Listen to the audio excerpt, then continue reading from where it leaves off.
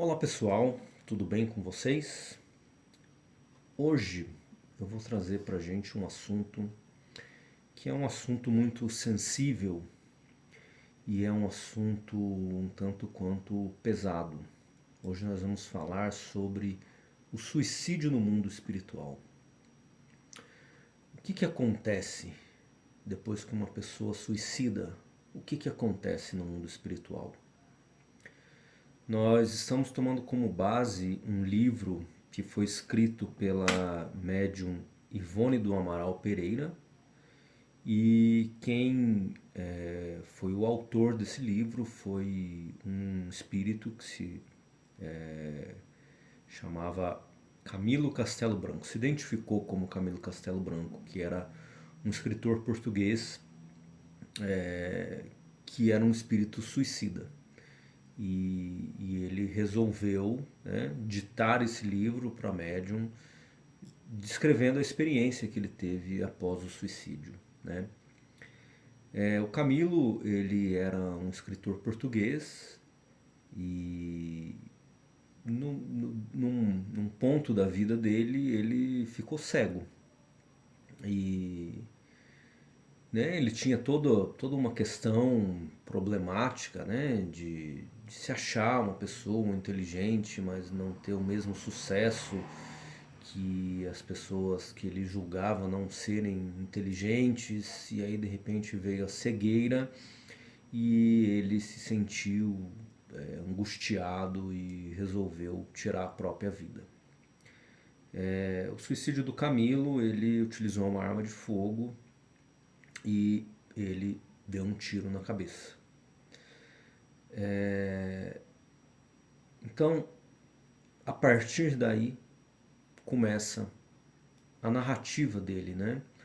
E é isso que nós vamos investigar hoje. É bastante coisa, é muito vasto, é um assunto muito grande. Eu vou trazer aqui para vocês o início de todas essas consequências, e à medida que a gente for, né, vocês podem ir deixando os seus comentários, suas perguntas, suas dúvidas nos comentários, e a gente vai gerando outros conteúdos para explicar, né, toda essa essa questão, né? Então vamos lá. O que aconteceu? O Camilo cometeu o ato, para surpresa dele, ele acordou. Ele cometeu o ato, ele teve, né, um período de inconsciência e de repente ele acordou.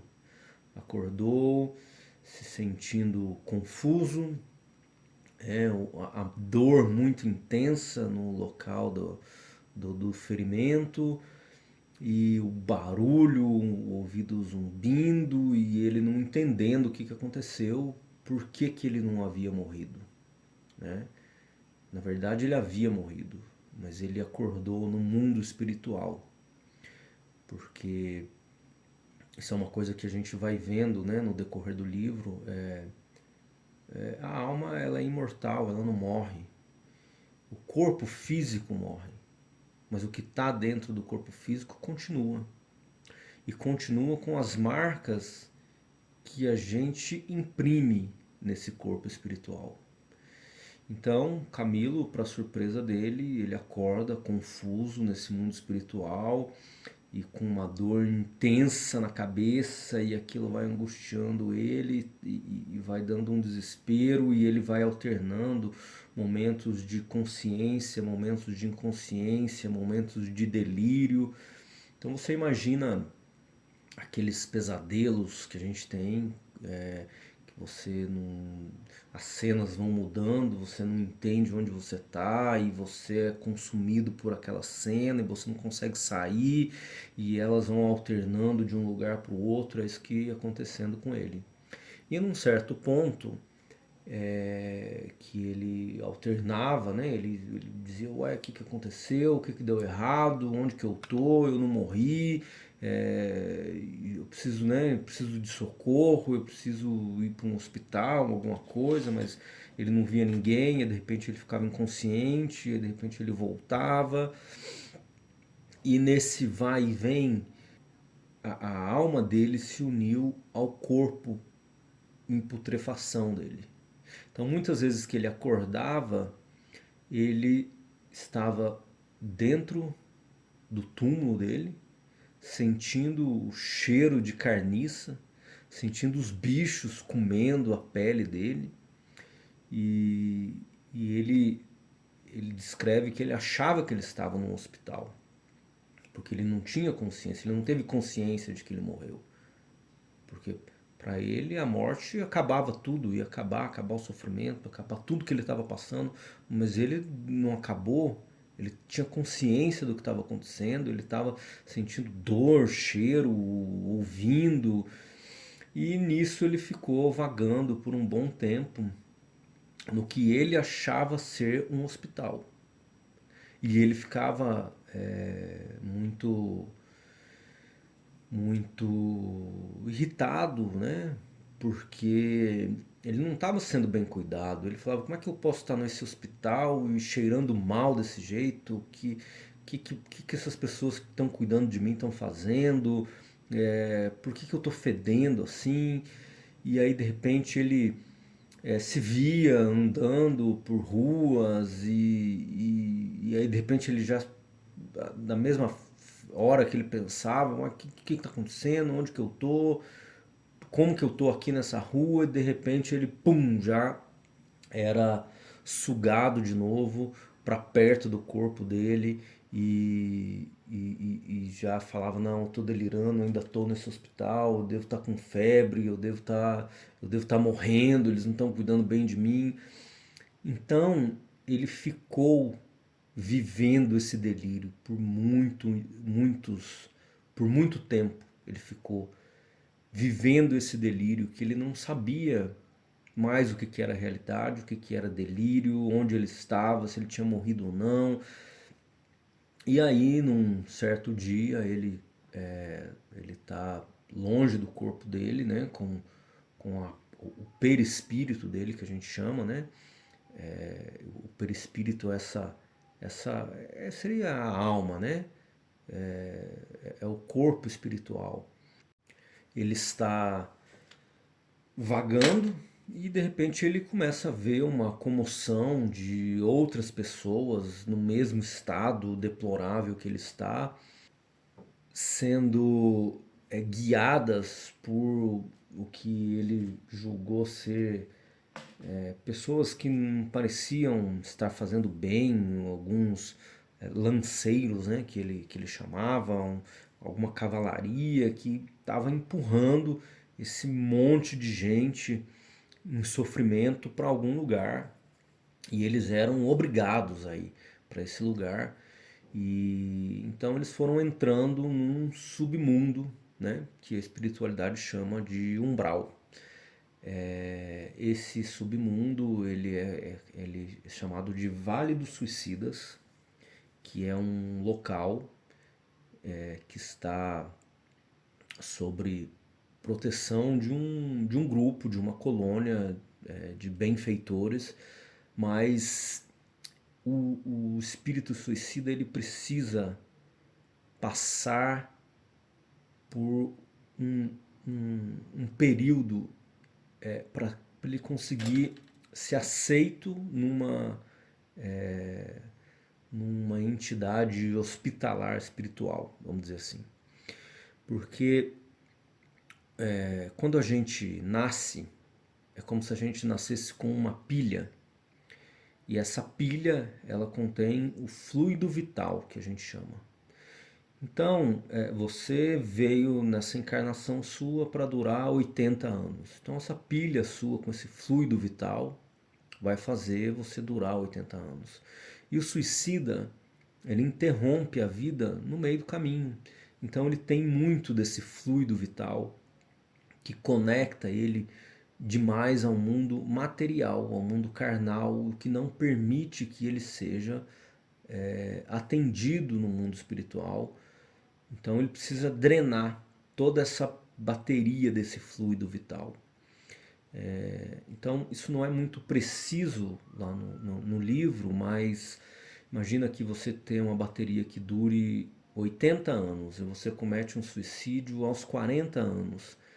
Então você vai ficar nesse vale do suicida por 40 anos, até que o seu fluido vital esgote e permita que você tenha condições de se sintonizar com um outro tipo de energia, né? Então, teoricamente, eles ficam vagando por muitos anos nesse Vale do Suicida e a descrição desse Vale do Suicida é uma descrição tenebrosa. Então ele descreve que eles vão entrando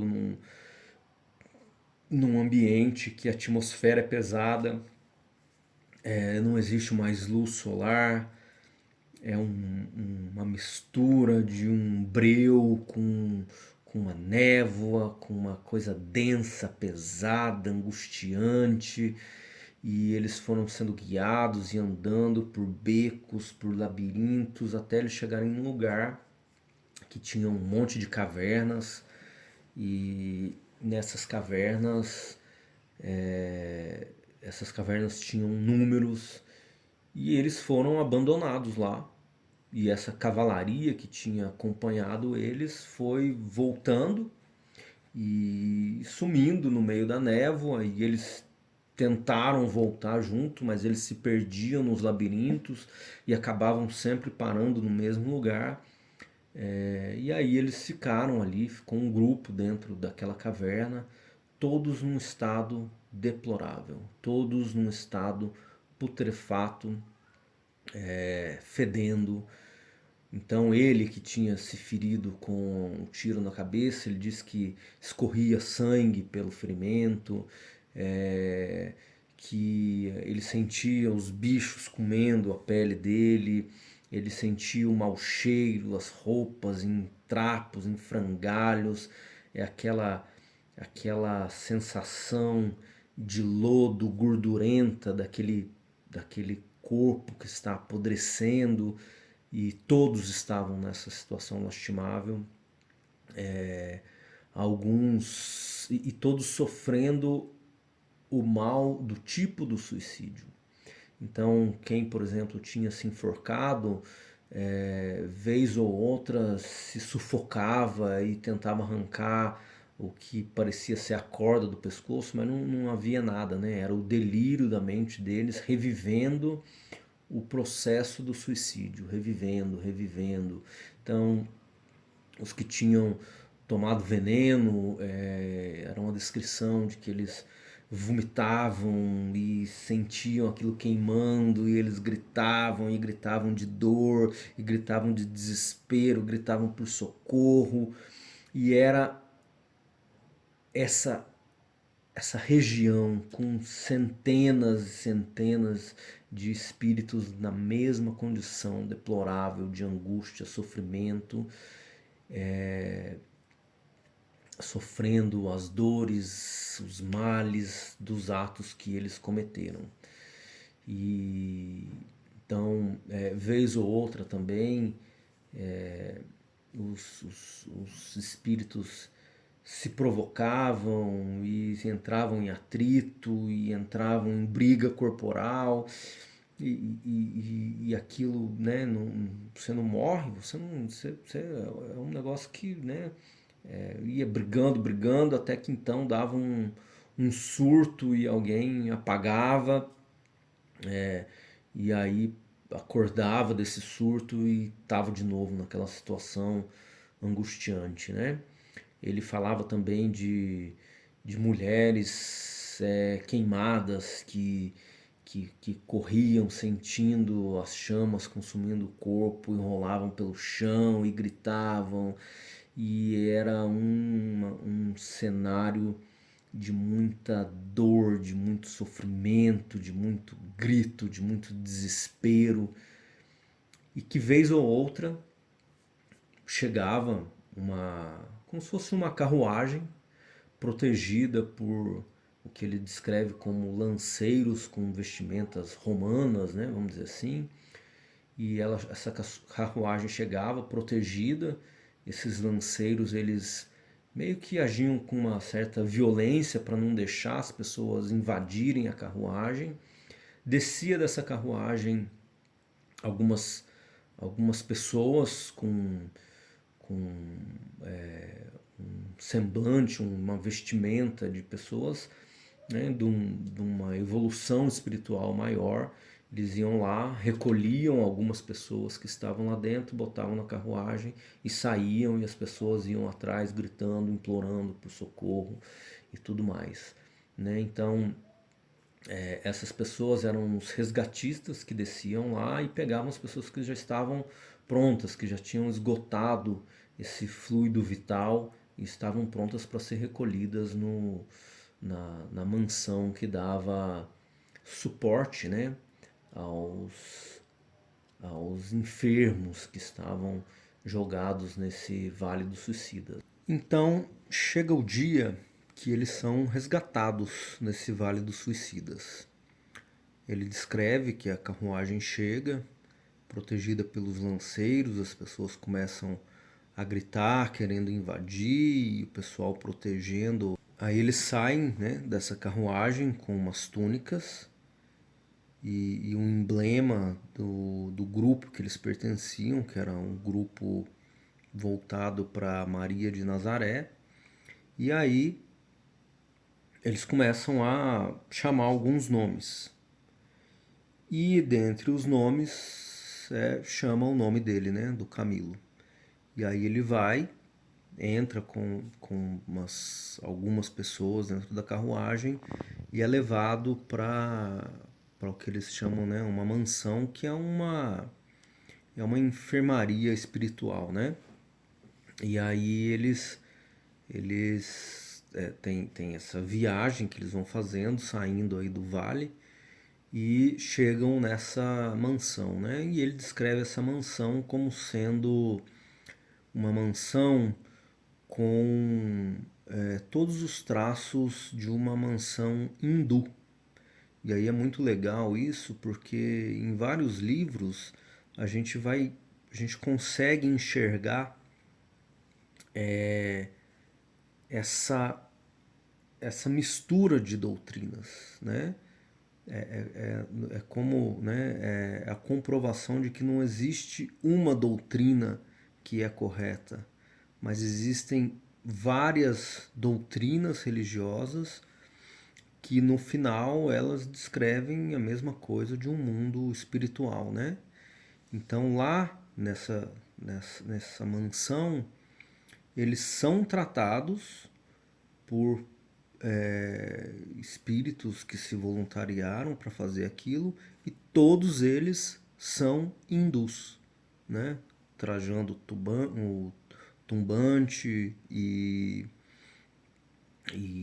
né, pertencentes a uma linhagens de encarnação passada que se deu na Índia com as religiões indianas, né? E ali eles são de um grupo de Maria de Nazaré que resgata os suicidas. Então isso aí é muito interessante. Aí eles chegam nessa mansão, eles tomam um banho, eles ganham umas roupas para eles vestirem e eles ficam, né? Aí tem uma triagem, porque tem algumas pessoas que não estão em condições de ficar na enfermaria, e aí eles vão para tipo um manicômio mesmo, porque eles estão tão alucinados no ato que eles fizeram, que eles ficam revivendo o ato enlouquecidamente, sem nenhuma consciência do que está acontecendo ao redor deles. E os que estão num melhor estado vão para essas enfermarias. Então, aí ele diz que foi encaminhado para essas enfermarias, né? Eles receberam um líquido que era uma sopa, e essa sopa tinha o gosto que o que eles quisessem que ela fosse. Então, o que a imaginação deles dissesse que aquele líquido era o sabor que eles sentiam. E como eles estavam numa vibração muito baixa, então eles sentiam fome, sentiam frio, sentiam sede. E ali tinha essas substâncias, né, que podiam saciar esses desejos carnais deles, né? E, e aí começa todo um processo de cura, né? De cura espiritual, de entender o que eles fizeram, de receber novos princípios para se prepararem para uma nova vinda, para ressarcir, né, esse erro que eles cometeram, mas não antes de ter muitas lições de como se portar como um espírito, como um ser humano, como quais são os valores que são esperados de uma pessoa que está, né, vivendo uma encarnação, quais são os valores que são esperados no mundo espiritual. E aí vai todo o desenrolar do livro, né? É um livro extenso e isso que a gente tocou aqui foi o primeiro capítulo, né, do livro que mostra essa, essa primeira parte da angústia, do desfecho do ato, né? Então, essa primeira parte do livro, ela é muito pesada, ela descreve de forma bem, bem, bem grosseira mesmo, todo o sofrimento para mostrar exatamente que em vida a pessoa tinha uma situação angustiante. E quando ela cometeu o suicídio, ela não teve ideia da dimensão do quanto ela piorou o sofrimento dela. E isso é o início, né? Então, nessa jornada, há um acúmulo de dívida muito grande, que esse espírito vai ter que reencarnar de novo, pagar essa dívida. O ato que ele cometeu no suicídio imprime características no corpo espiritual dele. Essas características vão se manifestar no corpo humano de quando essa pessoa nascer. E isso vai trazer outras doenças, má formação. Então, essa pessoa, quando ela vier para uma nova encarnação, para pagar esse delito que ela cometeu, ela vai vir com todos os traços do que ela tinha que pagar antes, porque o que fez ela se angustiar antes já era um pagamento de uma dívida. E aí ele vem com o pagamento da dívida que ele não cumpriu, mais a dívida do suicídio, e ele vai viver o tempo que faltava na vida passada dele. Então, se ele tinha morrido com 40 e ele tinha que viver 80, ele vai vir na próxima encarnação e ele vai viver 40 anos só. E dependendo da situação que foi o suicídio dele, ele vai ter impresso no corpo físico dele condições de deformações que vão acompanhar ele pela vida inteira. E o importante saber é que isso não é uma punição que vem de outra pessoa. Isso é uma consequência, porque quando você comete atos assim, quando você se sintoniza com um certo tipo de energia, isso molda o seu corpo espiritual. E o corpo espiritual, ele é uma matriz para o corpo físico humano. Então, quando você encarna de novo, a matriz, que é o seu corpo espiritual, ela vai transferir para aquele embrião todas as características que estão nela. Características que você colocou com as sintonias dos seus pensamentos, com o que você cultivou na sua vida passada. Então, se tem sofrimento, foi porque você colocou você colocou essas características no seu corpo espiritual. Então é uma lei de causa e efeito. Você age de uma forma que imprime características no seu corpo espiritual e a mecânica que acontece durante uma gestação é que esse corpo espiritual ele imprime características no corpo físico. Então não é uma punição, mas sim uma lei de causa e efeito.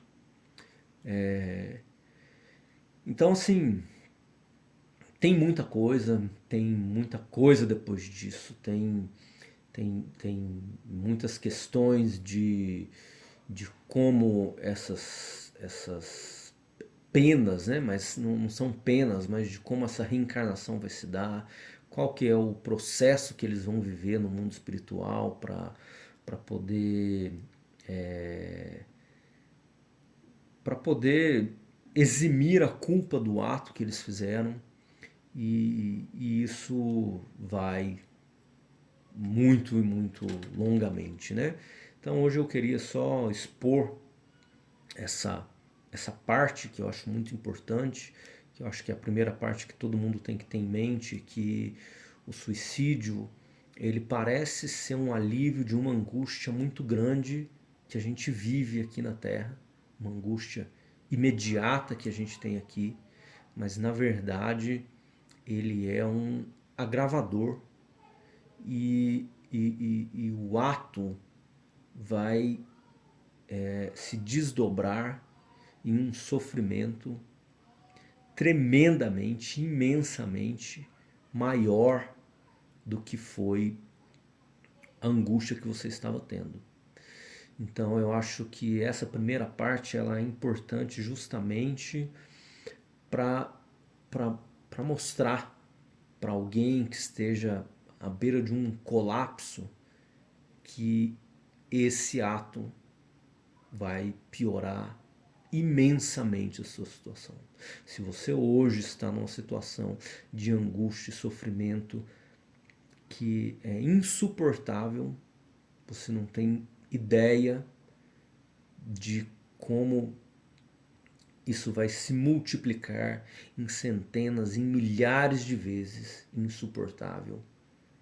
E que isso vai causar em você uma nova volta ao corpo carnal, numa outra encarnação de sofrimentos muito maiores do que esses que vocês estão passando agora.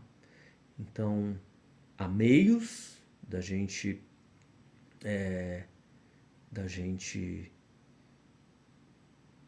dar a volta por cima no sofrimento que a gente vive hoje, na angústia que a gente vive hoje.